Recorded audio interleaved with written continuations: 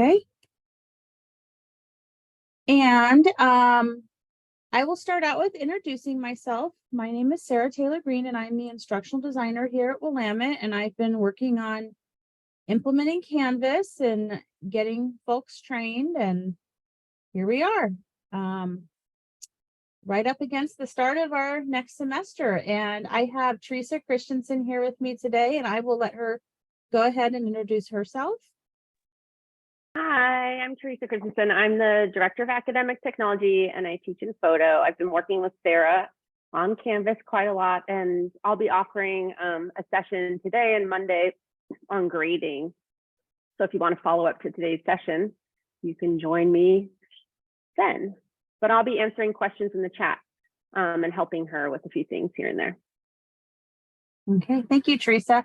I just put a few things in the chat for you. I put the agenda for today and a training guide about instruction in Canvas, as well as the training guide from yesterday's overview of Canvas, in case you were unable to make that. So those are in the chat for you. And I'm going to go ahead and get started. So just so that you know, and I believe some of you look pretty familiar to me, so maybe you already know this, you can access Canvas through your faculty portal or employee portal, and there's a Canvas button here, and that will take you to your Canvas dashboard.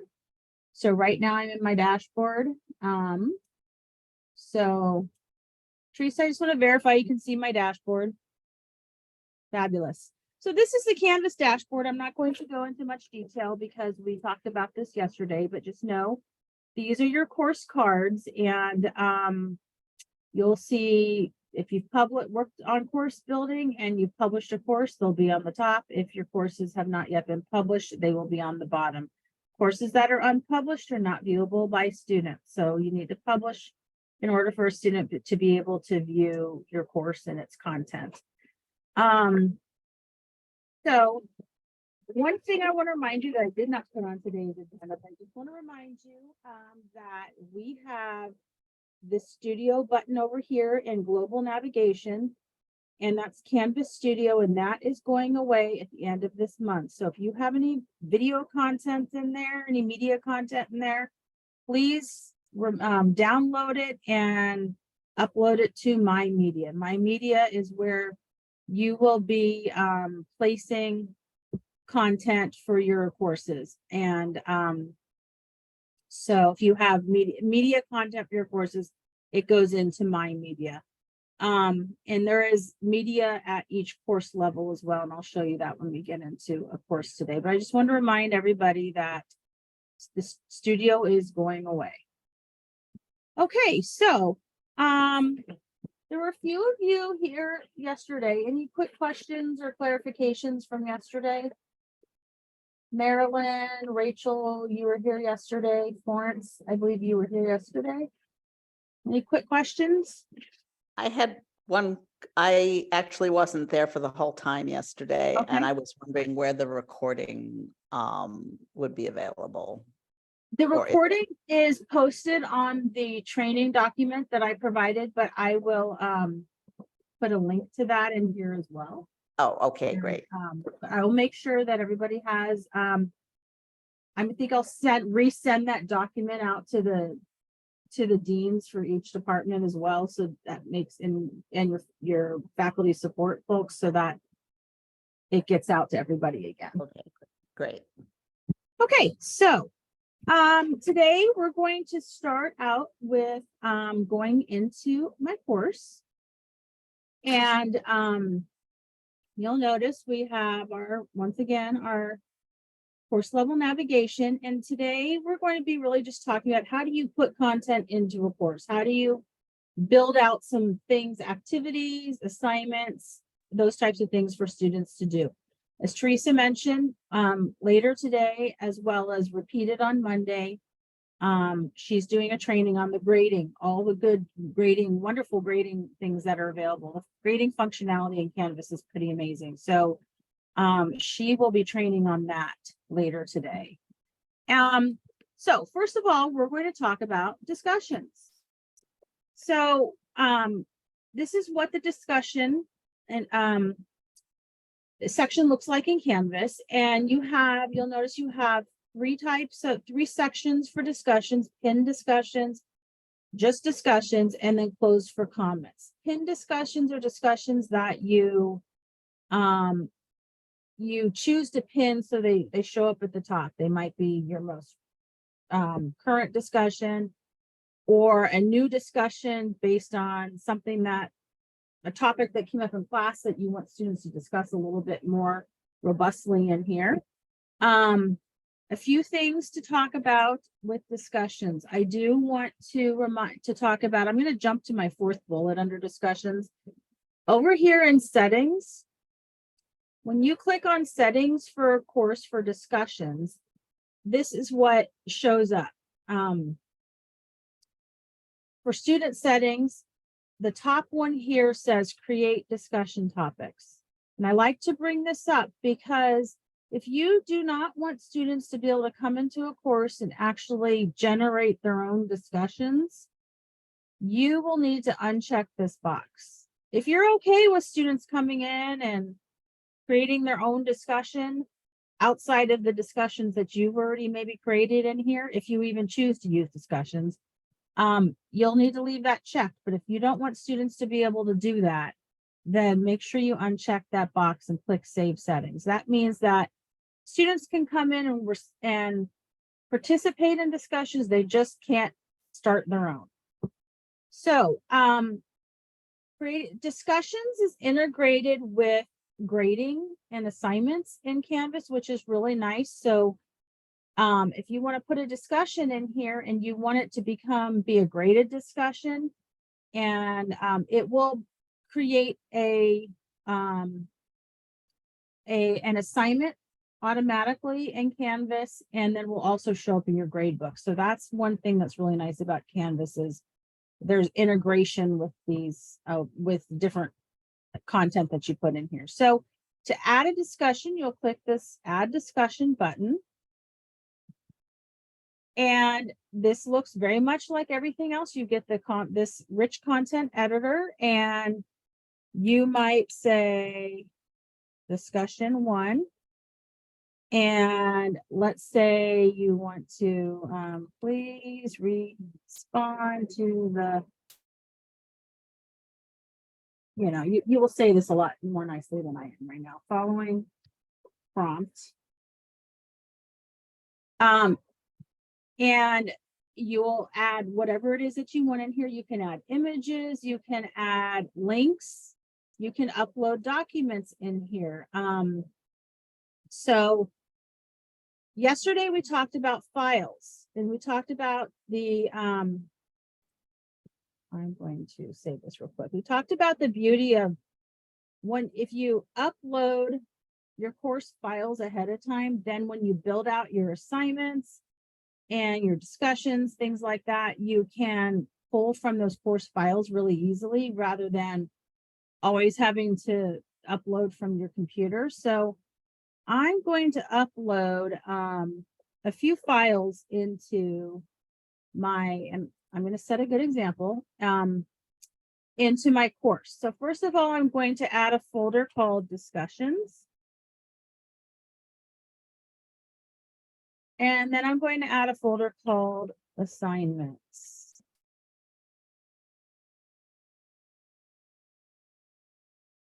And so I'm going to go into assignments, and I'm going to upload a couple of assignments. I have a couple of fake assignments here. All right, and then I'm going to go back into go to my discussions folder, and I'm going to upload, upload a couple of discussion assignments.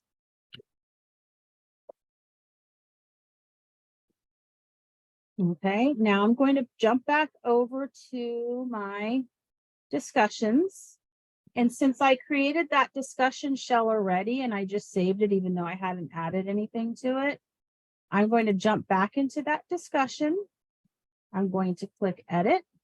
And now I'm back to where I wrote, please respond to the following prompt. And just for the sake of showing this to you, I'm going to add my discussion assignment here. So I'm going to pull it from course documents. Those are going to show up here. So sample discussion 1. And there it is. You can also do attachments, but it's really easy to just pull them into from your files.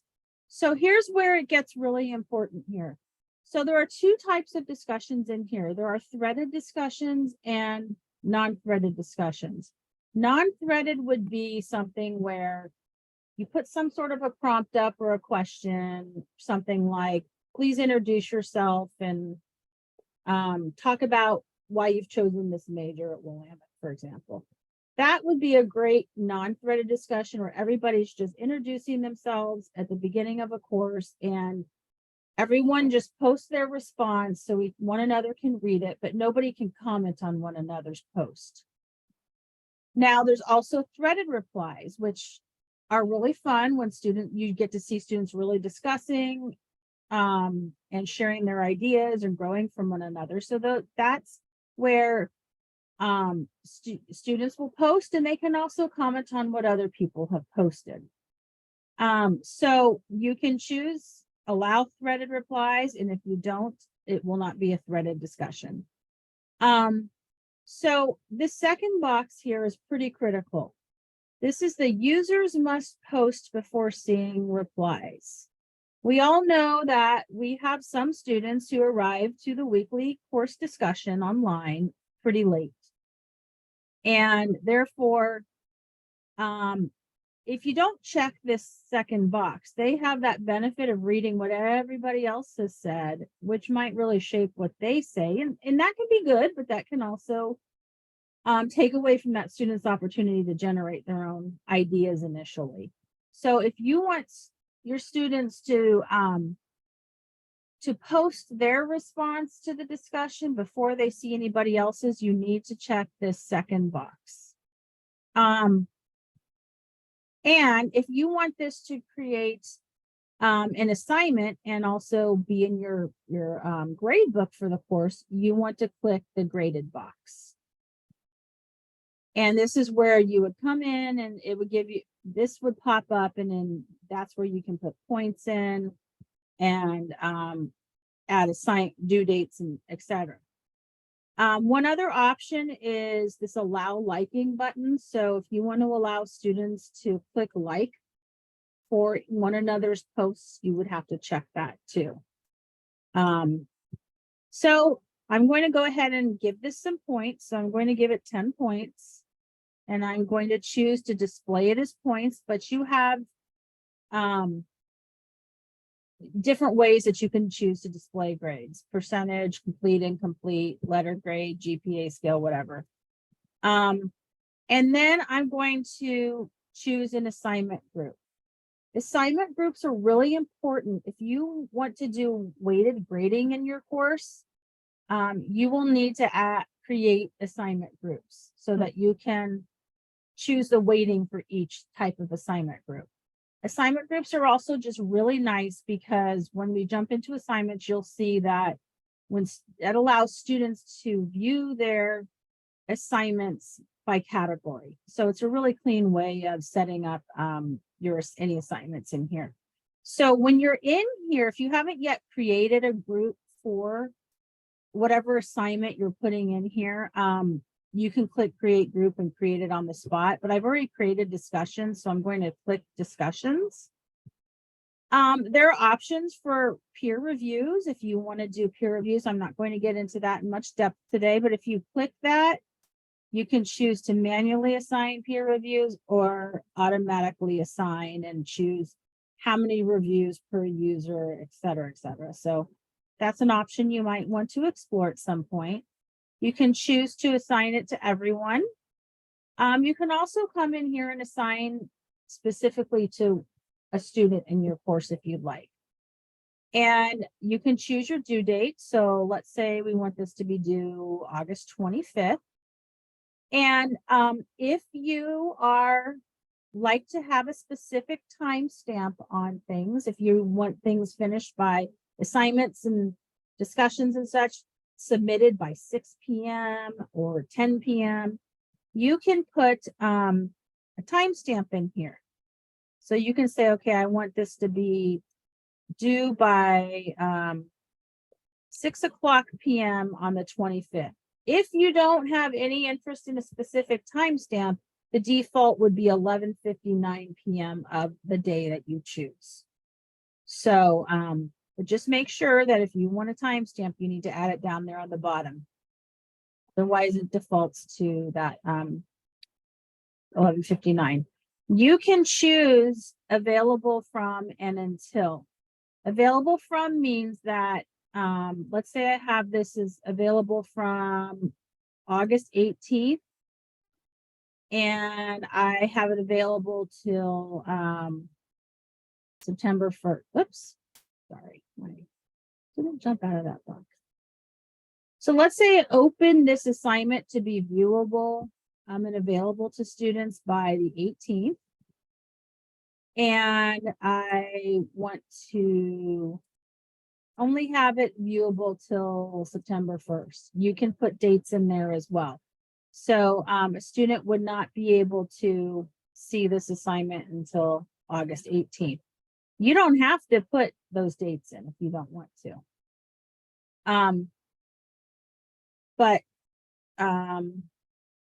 Yeah, and if for some reason you have a student who is sick or it has to miss a period of time in your course, you can always come back in and reassign assignments to students, assignments that have even closed and have been already graded. You can come back in and add another condition, and you can choose to assign it to a specific person. So that's also an option. Anyway, so I'm going to go ahead and click save and jump back into discussions. And so that discussion just shows up in the middle with discussions, but this is the discussion I want students to be see right at the top. So I'm going to click over here, the ellipses, and I'm going to choose pin, and that discussion is now at the top. So it's easy for students to find. As you can, if you build a lot of discussions in a course throughout a term, there's a lot listed here. Once a discussion closes, so for example, I had this discussion close on September 1st, like officially, well, it was due on the 25th. And so it would, when it's closed for comments, it goes down here on the bottom. So they can still view it and look at it and read each other's content, but they just can't participate in it any longer. So that is discussions, and I'm going to just jump over to assignments. And now you see that I have that that assignment here, discussion 1. It says not available till August 18th. If I jump into my student view, they can't even see it because it's not August 18th yet. So that's discussions. Pretty straightforward. Any questions? Okay. No, I have a question. Yeah. Can students edit what they write after it's been submitted? They can go in and edit. Can they edit after submission, Teresa? I am not sure. I know that with assignments, you can choose unlimited attempts. Let me see quickly. Yeah, I'm gonna just go in here and look at it again. It doesn't seem to be like an edit, but let me try to edit something. That's a really good question, Sally. Maybe I'll work on that while you keep working, Sarah, and I'll give you the answer in the chat. Yeah, because they usually will give you, with actual discussions you have, like Teresa said, you can have more than one. Oh yeah, so if you click on those 3 dots on like one of the replies. On which one? If you go to the reply, or if you go to just a discussion that has some content in it. Oh, let me go up into a different course. There is an edit option, so you should be able to. Yeah, that's Well, what I, I'm wondering if there's a way to make it so students can't edit I their. know it doesn't have, so for assignments, you can restrict like how many attempts they have to upload and change, but it doesn't look like that exists. However, you know, I can look into it and see. you can close it for comments. So, you know, this is another course here. This is one of Canvas's demo courses. And you'll see how nice it is with that. Now that we have a few in here, that pin discussion at the top is really handy. But if you click the dots, you can just close it for comments. And I think that would stop anybody from going in and editing again. Well, I guess you know, they have that thing about the whole idea that they can't see until they put their edit in or they put their comment in. But then if they can edit it, like they could read all of them and then go, oh, well, maybe I better change my answer to, you know, my submission to blah, blah, blah.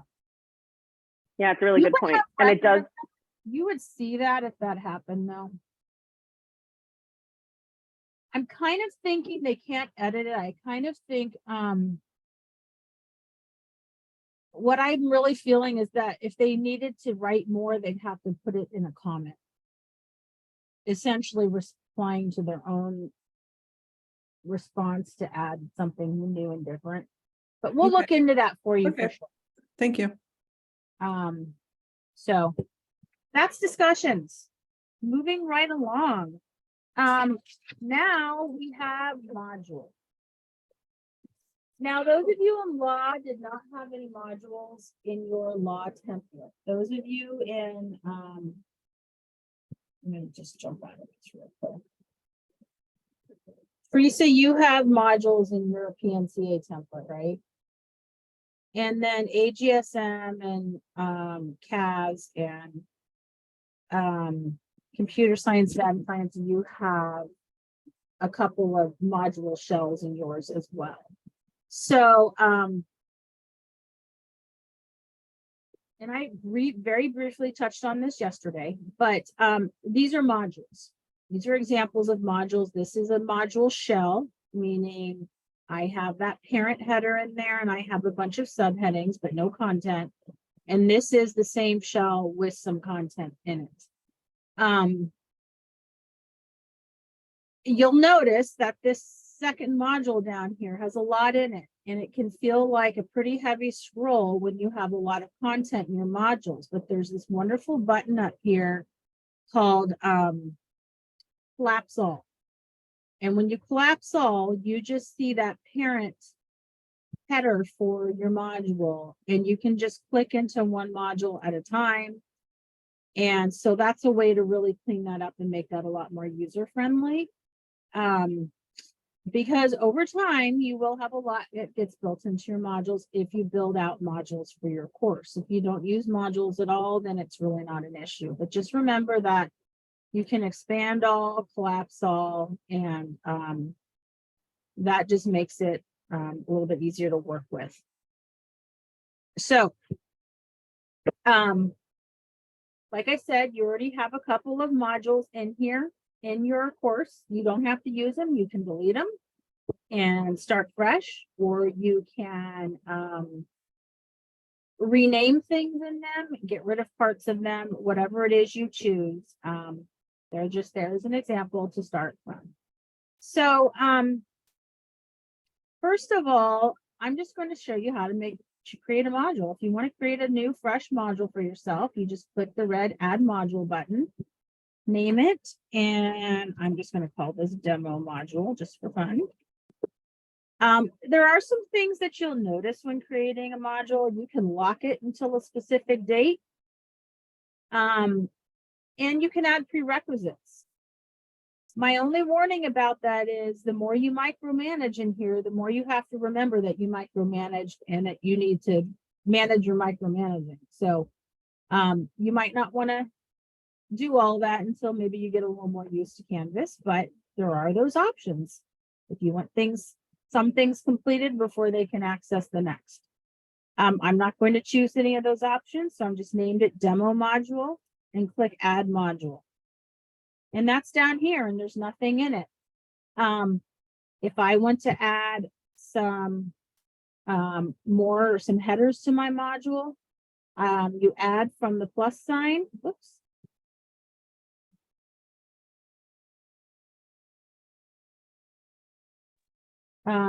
Sarah, can I ask a question real quick? Yeah. When you had that button to lock the module, is that similar to just like hiding the module? Like, would it just be easier to potentially hide the module? You could just keep it unpublished. Okay, keep it unpublished. Okay. You cannot choose to not to have a module not published. And you can choose to publish it at a later date. So right now, this top module is not published. And you could always just you could publish module and all items and publish just the module only and not the items within it. And you can choose to unpublish your module. So this is one of the biggest questions that we often get is, I built these things out in my course, but students can't see them. And my first question is, did you publish them? And so for example, down here, you see I have these two links here, not published. So students wouldn't be able to see that. But yes, you could, like, for example, I could just unpublish this whole module and students wouldn't be able to see it. So if you're still, being new to Canvas, you might be a little bit, I guess, building the plane as it flies this fall. If you want to really give Canvas a really good try, and you might build out a couple modules and still be working on others, and you just can leave them unpublished until you are ready for students to see them. So once you have a module, things in your module, it's very easy to edit. So you can just click this, that ellipsis. I'm going to show that once more. So click that. You do a lot of clicking of those in here if you haven't noticed. And you click edit and you can rename this, and you can say, you could just call it course. Maybe you just want to have a module called course readings. And then everything in here is just readings, and you organize your readings maybe by week 1, week 2, week 3, week 4, or by content or the type of content they're reading. So it's very easy to rename what you already have in the template that you were given. So that is modules, and you can add content to modules by clicking that plus sign. So there's a little plus sign here. And you can add assignments, quizzes, files, pages, discussions, text headers, external URLs, external tools. So in this event, when I did that for this module, I chose the text header option. So now I'd like to add an assignment. So now that I have my headers, I would like to add an assignment. And I'm going to point out one more thing before I do that. So you'll notice that these headers are all aligned far all the way to the left, but all of the content I put down in here is indented. That's really helpful for students to be able to easily visualize what's in here. If everything is if you don't use headers and you just put a lot of things in one module, it's really difficult for students to discern what is what. So using indenting, using headers is really helpful for that. So let's go ahead and add, I'm going to add a discussion. And I'm going to choose that discussion 1 that's already created. And I'm going to indent it 1 level. And add item. Whenever you add an item to a module, it ends up at the bottom. And you can drag and drop it. So you go over by these 2 sets of dots here, and you drag and drop it where you want to go. So that's a discussion. So I'm going to put that into my under my discussions. And what's really exciting is you can drag and drop things between modules as well. One of the questions that I've been gotten a lot is, well, I assign all my readings at the beginning of the term, but sometimes we get a little bit behind, and readings that I said were for week 2 actually become for week 3. How can I easily let students know that? All you have to do in here is drag and drop and say, okay, well, we're not getting to this particular statistics reading in week 1, and you can drag that down into another module. And it's really easy to reorganize like that. But you should still notify your students, send a message out. But it is easy to rearrange things in here as the course progresses. Now, one thing I did fail to mention, and I had it because I'm not looking at my agenda like I should be. Once you have your module naming logic figured out, the way you want, your header, your parent header to be named, and each of your subheadings, it's really a great idea before you start adding a bunch of content to duplicate that module a bunch of times for as many, weeks or whatever, however you organize your class, if it's weeks or units. It's a great idea to duplicate it before you add your content, because then you don't have to go in and delete stuff you added. So if this is what I needed to duplicate, I'd have to duplicate it and then remove all these things that don't apply to other weeks in the course. So I'm just going to show you that real quick. So up here, those lovely 3 dots again, click duplicate. And then there you go. It's duplicated. All you have to do is rename it. So, I'm just going to say course readings week 2. And you just have to rename it. All your headers would stay the same. Obviously, I had already added that one piece in here, so I would just remove that.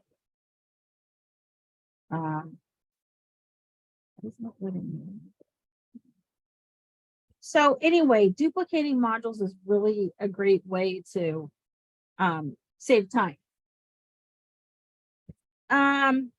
You can copy and share modules as well. So if you are teaching the same course as somebody else, or a course similar to somebody else's that might share a little bit of content, you can share a module with another person. So when you click this ellipses here, you can send this module to another person. So if I'm going to pretend that I'm going to send this to Teresa and I click send, she will receive that module in her account, and I'll show you where that is in a minute. And she can choose to accept it, and then she can use that content wherever she'd like to use it. So you can share. You can also copy to another course. So I'm just going to type a course and you can see what. So you would need to know the specific name of the your course, obviously, that you want to copy it to. And you would choose and say, okay, I want to send this over to my, Python for data science course. I will make sure I don't do that. And so it's really, really easy to copy content. You can also, if you, like I mentioned yesterday, if you teach this course this fall and you teach it again next fall, you can copy the entire course into your next fall's course shell once that shell is in here. It's simple, seamless. It's one of the great reasons why we opted to go with Canvas, because of that functionality.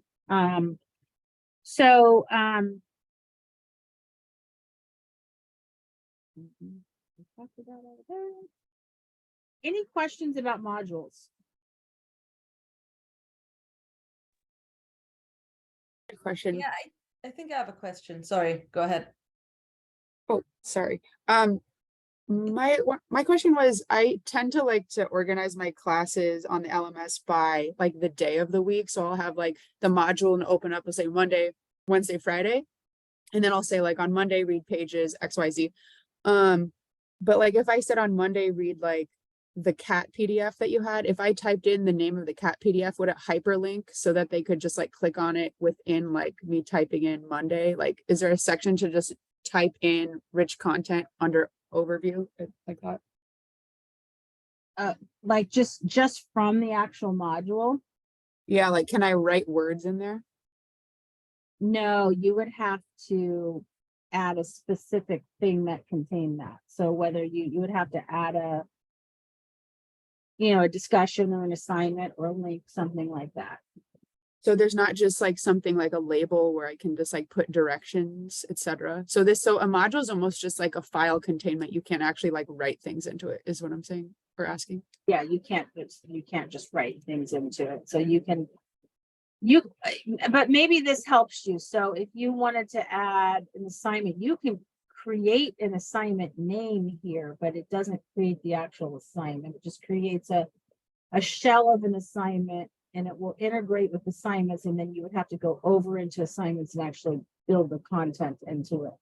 Okay. I mean, because there's pages. Can I not make a page and write stuff into that? Yes, you could do it. You could add a page and then just put the page in here. Okay, I'll maybe just have to do it that way then. Yeah. So like you could put a page in here and you could have all of your readings linked on a page. Okay, so they will hyperlink on the page then. On the page, like there'd be a link in here to a page. So for example, this is a page and I would click on that. And then, so anything you had on that page would, if you had hyperlinks in that page, it would go there. I mean, they'd be able to click on them there. Yeah, At least- that'll work. That's a little more similar to what I was hoping for. Because I've used Moodle before and you can kind of like write whatever you want, not pictures and stuff, and then hyperlink all this stuff below it. But you can't transfer Moodle stuff to Canvas, right? No, I don't think so. No, yeah. I mean, you'd have to download things from your Moodle and then just upload them in, and it's not like a clean migration. You can't migrate it. So this has pages. So let's just click on this page. Could I ask one question before you move on? Yeah. So like if I go into my account after a term, those courses aren't listed anymore. How would I get those modules from the previous year? I will show you. Oh, great. Thank you. Okay, so let's just see what's on the page for this course. So this is a page that has all sorts of, there's a video in here. There's a hyperlink right here. And so that page was added to the module, and then the page actually has all the content on it. While I'm here, this is kind of a nice example of how it looks when you don't have headers in there. It's okay because the icons kind of tell us this is a page, this is a discussion, this is an assignment, this is a quiz, this is a link, an attachment, but it's just, if you have a lot going on in a module, it gets to be a lot. So those headers are really nice to have. Okay, Todd, your question. So we have our dashboard, which is what's current, but then we have a courses button over here, right under the dashboard button in global navigation. And you can click here to all courses, and that's where you'd find all your course history. So you'd be able to click into former courses and copy them over and such. That make sense to you? Yes, thank you very much. Okay.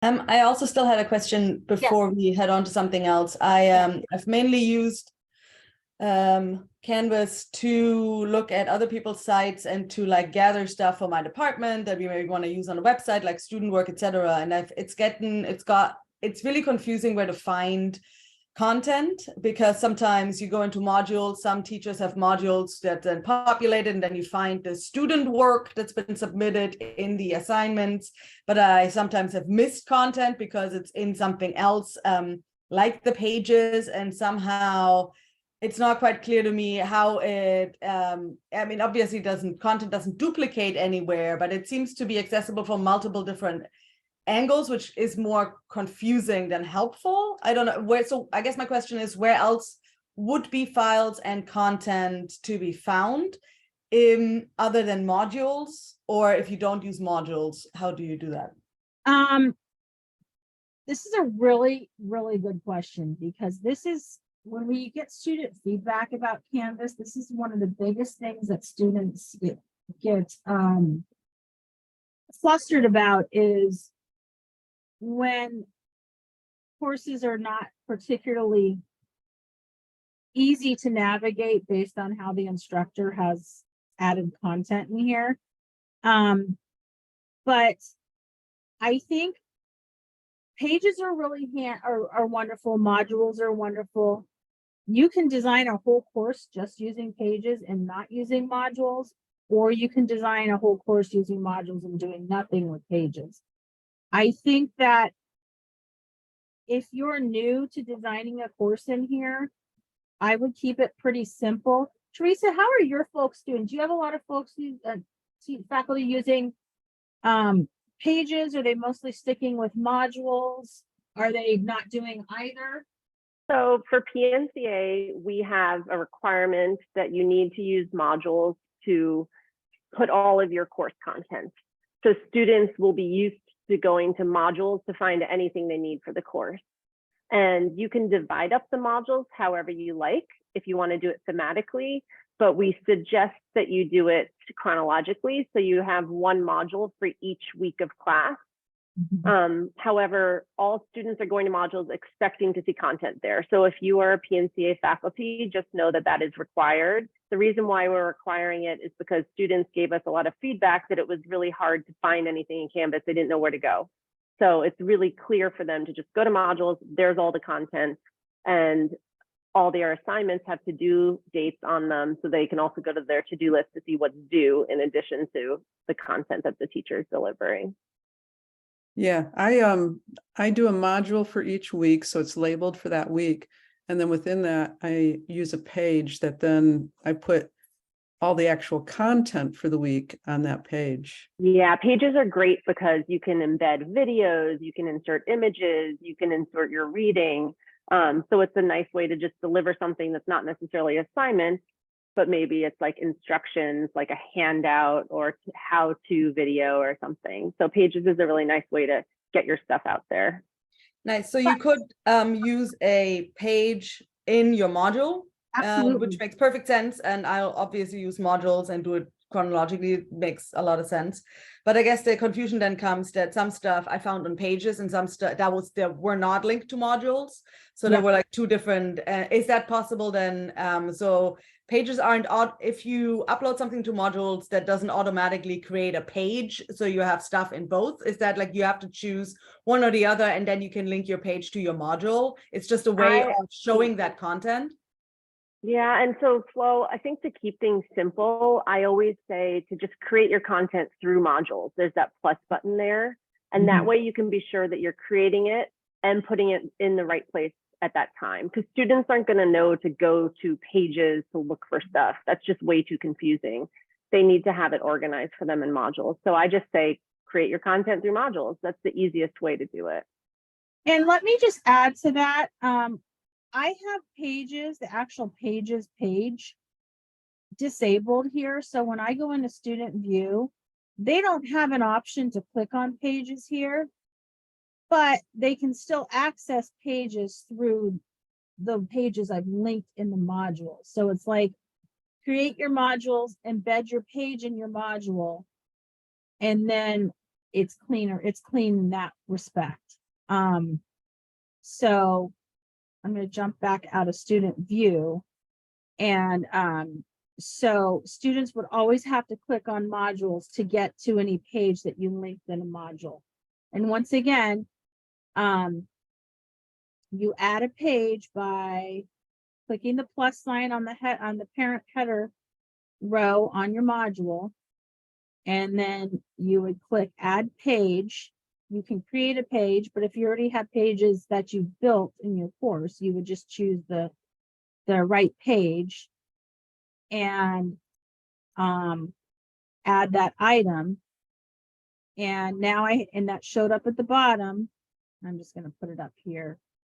I'll just put it under overview just for the sake of right now. So if I click on week 1 readings, that's my page. There they are. And they're all hyperlinked right in there, and it's all on one page.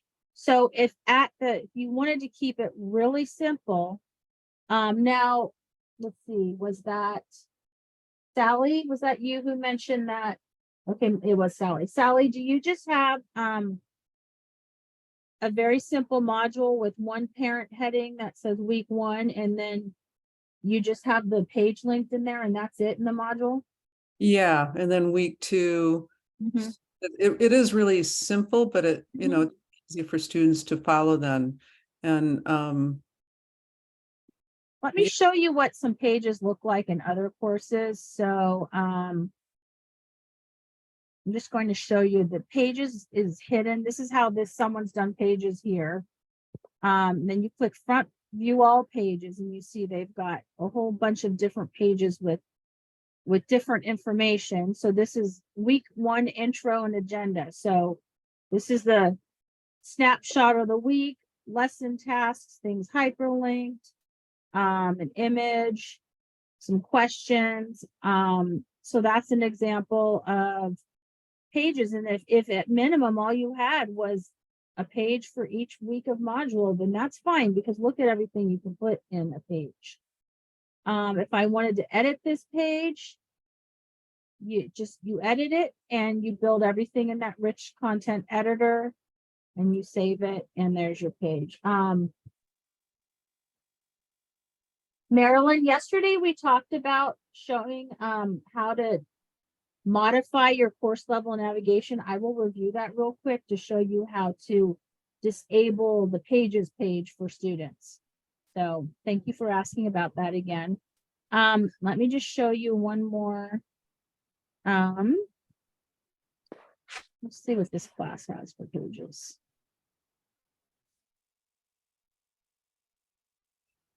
So this just has lesson introduction. So pages are a lot of fun. You can really make those have a lot of content. And so so then your module would just be very basic, and it would just have all it would look like this. And I'm just going to call this week 1 overview.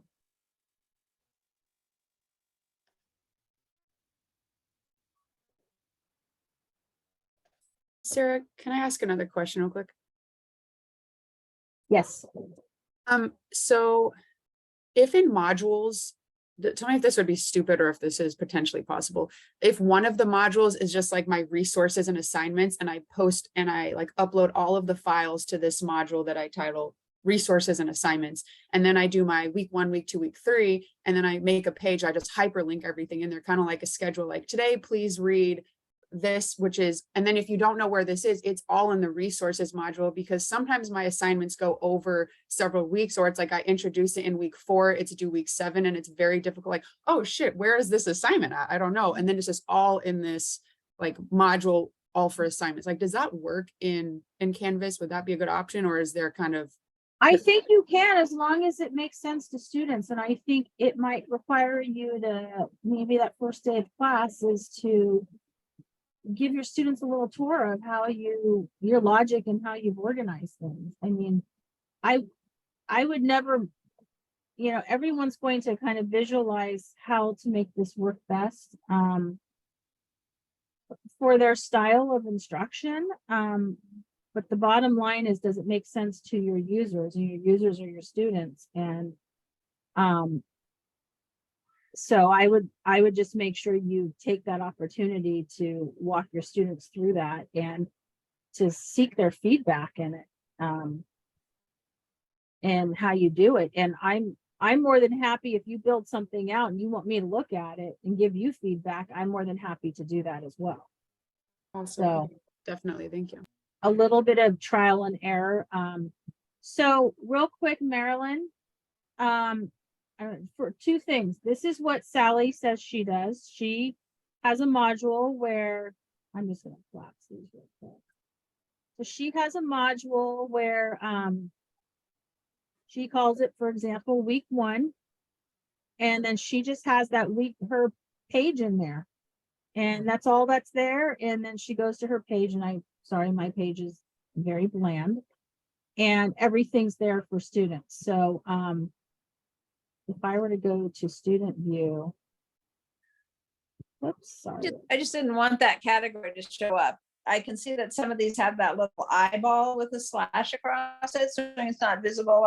But Yes. I don't see where the link is to get that. I just don't No. want them to. That's what I'm going to there. show you real quick. So in yesterday's training, we talked about modifying course level navigation. And this is where it gets a little confusing as faculty, because these pages all down here are all disabled. You can still see them here, but students cannot. So you can modify what students see by clicking settings, going into navigation, and you can drag and drop things out of here. These top pages are all the ones that students can see. So let's say you don't, perusal is one thing that I gave an example. If you're not using perusal at all, drag and drop that down. If you aren't going to ever put anything in a media gallery, you can get rid of that so that students don't see that. If you're not going to do anything with attendance in here, you can drag and drop attendance out of here. But you notice that pages is down in the disabled page section. But let's say it's up here and I don't want students to see it. I can drag and drop that down, make sure I click that save button. Okay. And then it's disabled for students to view. And if I go into student view, these are the only things students can see. Great. Okay. I just didn't know where that was. I'd lost where that page was. Thank you. And if you forget, just ask. I'll always point it out. So don't ever feel bad. Sometimes it's easy to forget, and settings is kind of a funny looking thing because it's not always real obvious. This is a tab up here. So it can seem a little confusing. So we've been talking about pages, and just to talk about how you would add pages, even though the actual pages page is disabled by students, you can still create pages and link pages in your modules. You would just click into pages, and you're going to come to that home page, that front page, but you can click view all pages and you'll see all the pages that exist for your course. You can add a page, and week 3 overview, and I'm just going to type nonsense in here. You can choose when you want to publish a page. If you don't want students to see a page until a week before, but sometimes it's nice for students to be able to see everything at the beginning of the term and see kind of what's going to happen throughout the course. So you don't have to have a specific date when that page gets published. And then you can save it while you're still working on it, but just know that, for example, this is not published yet, so you need to make sure you publish that page so students can see it. Now, one thing that's really important with pages is, let's say you go in and you do a bunch of work for a page, and you accidentally delete something, and then you realize, oh dear, I would like to actually use that. You can go into your page, a specific page, and click those 3 dots again, and you can view page history. And that will show you your revision history, and you would be able to see a list of all the times you visited and revised this page. And you could click into a previous version of your page and get back something that you deleted. So that's kind of a handy tool with pages. Any questions about pages? Pages is a little bit more, using a lot of pages and building that out gets a little bit more advanced feeling when you're new to Canvas. So reach out if you are curious about using pages, but maybe you're just not quite ready to make that jump right now. But we are more than happy to help you with these things. Help you with your course design and help review some of the things we've gone over. So last but not least, assignments. Assignments looks very similar to everything else that we've done. You come into assignments, you can add an assignment. Here's your rich content editor. I'm just going to name this a random name here. You can add your content like we've talked about before. You can add course documents. So, oops. Sorry. To do that.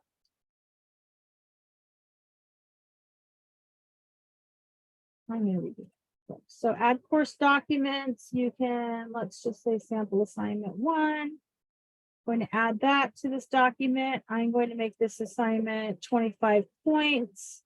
And I'm going to put it under my category of readings. Display it as points. There's an option in assignments not to count something as towards the final grade, which is really nice if you want to give students an opportunity to do some practice assignments. And then submission type, you can do online, on paper, external tool. But if they are submitting in here, you want to choose online. They can do text entry, meaning they would just type it into their rich content editor, but then they can do a file upload.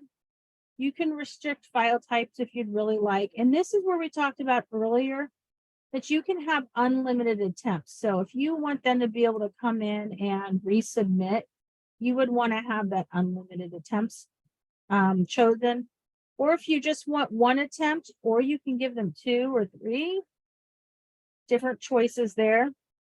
Now, Turnitin is integrated with Canvas, and we actually have 2 Turnitin trainings coming up. The Turnitin vendor is providing training on Monday and Tuesday of next week. Monday is sort of the Turnitin basics. Tuesday is Turnitin more advanced applications. But plagiarism review is available. You can choose Turnitin here. And then just leave these boxes checked. And you can choose when students see their own Turnitin report, so they can see it immediately and such. There's the peer review option that we talked about with discussions, if you would like to do that. And then the same parameters for due dates. You can do a timestamp if you want. Otherwise, it's 11:59 p.m. You can have specific available from and available to dates as well. If you build an assignment in here and then you decide you need to make a change to it, there's a box at the very bottom here that you can click that says notify users that this content has changed. Please check that if you change something in any assignment or anything in here, so your students know. When you click save, but I did not publish it, but you can always publish at the module level or just back here at the assignment level and click publish. So that's how you add an assignment. And I know we're a little over here, but you have, at the beginning, I talked about creating assignment groups. If you want to do weighted grading, you have to have assignment groups. And then you can come in here, you can choose what percentage you want assignment groups weight up here. And Teresa's going to talk more about this tomorrow, and you can choose, okay, I want quizzes to be 30%, readings to be 30%, discussions to be 40%. And there are your weights, and you can always adjust those. So that is basically instruction, building out content and instruction in Canvas. Any questions? A lot of information in 1 hour, and I understand that. So we are here to help outside of this hour. But if you have any questions, you can email me or Teresa and let us know, and we're here to help. I have one question, if you can hear me. Are you Yeah. able to- Okay, yeah, sorry, I don't know why my video is not on, but anyway, when you build the assignment the way you just did, is that showing up in a module? Because as I understood what people were saying earlier, is that you want to do everything, at least at the NCA, and maybe it's a good idea for the rest of us if they're doing it, that you would want to start basically everything from a module such that it all appears in the relevant module. And I guess I'm a little, you did it through assignments, not the module. Will it show up in is there a way to link it to modules if you've created it in assignments? Yes, you can link it into a module very easily. How? So 2 things to talk about real quick. If you are building out your module, and I'll just disregard that this says course readings, and you want to add an assignment to a module, for example. So I just clicked, I'm at the top of this module in the parent row, and I click the plus sign, and you have these different choices here. So I'm going to choose assignment. And these are all the things that are the assignments that are already built into the course that I've already created. So I could choose one of those, and then everything's there and good to go because I've already built out that assignment and the details.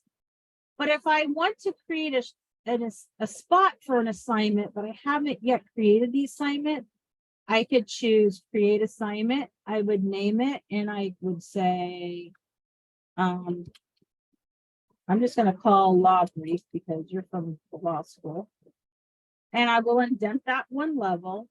And now I have that assignment shell, the section created in here, that piece of content. I'll drag it up to assignments, but I haven't built out that actual assignment yet. But because of how Canvas integrates, that assignment shell is already sitting over here. And then I would be able to find it here. Obviously, it's not in the right category. I would click on it and click edit and build out all the details. So that's one way of getting an assignment into a module. And like I said, the other way is choosing an assignment that you've already created. So I'm going to choose assignment, and let's just choose assignment 1 and add item, and there it is. And I can drag it up to whatever category it needs to go to in here, depending on how I've organized my module. Does that make better sense to you? Okay, great. Any other questions? Just to follow up, so you can't actually build the assignment in the module. You either No. have to create the name and go to assignments and build it, or just go to assignments and build it and then link it to the module. Yes, perfectly stated.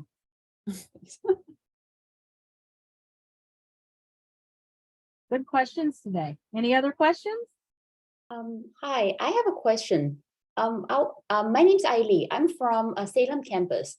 I was Okay. wondering, your plan for the training, will you be mentioning about transferring my media gallery from Wise to Canvas, or this is not on your agenda at some point? It's not on the agenda today, Okay. but No, I'm not talking about today. Like, do you plan to do that at some point? there is a webinar. Well, we don't have a specific one planned for getting media from Wise to Canvas, but I think we probably could set one up. So let me put that down on my list, and I will get back to you about that. And where are you in, what department are you in? I'm in global cultural studies. Okay. And you are, College of Arts and Sciences doesn't officially fully implement Canvas until fall of next year, so. Right. We will definitely, I know I've had a couple other professors talk with me about that they have a lot of media in WISE, and so we will definitely be addressing that.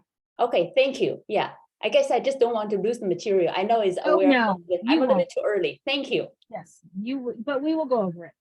Thank you. Any other questions? Marilyn, you had- asked how to Had save. one. Is there a save command? Because you always have to scroll all the way to the bottom. Hitting Command S just didn't work. Like, For sign, can I just? there's nothing you need to save for any- doing things in modules, but when you build out an You assignment, do. for example, there's always, this is a bad example, there's always, for anything that you edit, whether it's a discussion, anything, you always have to scroll down to the right and click save. Yeah, I didn't want to do that. I wanted to have a save. I wanted to have a Command S or something, because usually it's way at the bottom. Yeah, It'd just be handier no, just to hit a there command. isn't one But that there I isn't know- one? There isn't one that I know of. Okay. Okay, Good question. thanks. Oh, Florence, let me, the, trainings for, Florence, are you, PNCA? Yes. Okay. Let me share the link for, I'm just gonna stop sharing the screen, but let me share the link. Sure, I kind of sent out a slightly different looking, training document, but let me grab, I'll just share this. This is the one I gave you. Teresa's looks different, so I hope I'm not. Here's the link for trainings that are happening. Turn It In is next week. Monday and Tuesday, and they're both at noon. Nice. And you'll see on that document I just shared that you need to register for those to get a link for them. Can you see that? Thank you. Yes, I can. Thank you so much. And so it's 2 parts. So if you can attend, but if you register, he is going to give us the recordings. So if you're unable to make both of them, you would be able to get the recording. So Awesome. Thank you. anyway, yeah. So any other questions? Is there a way to like email all of your students through Canvas? Yes. Is that just announcements? You can, let me just share my screen.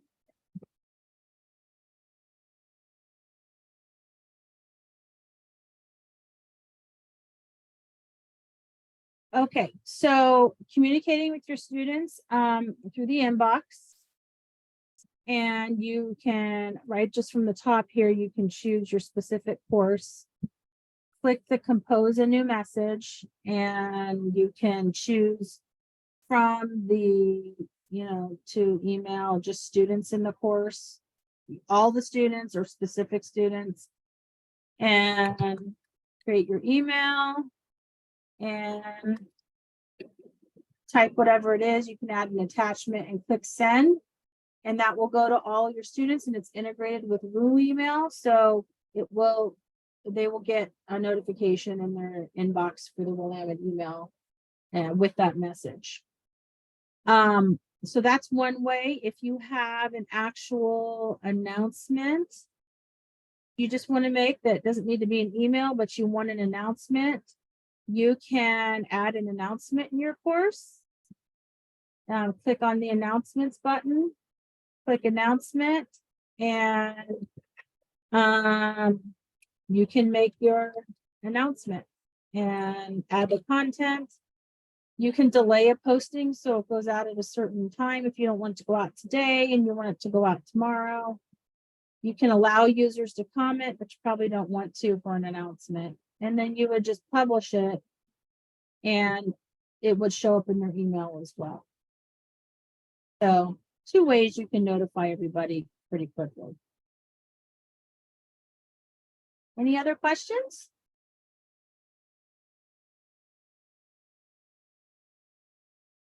Well, I really appreciate all of you coming.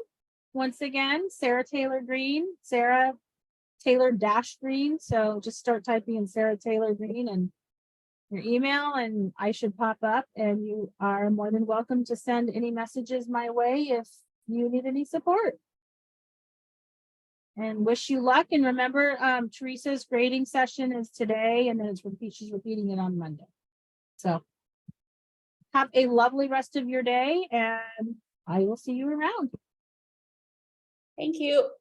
Thank you.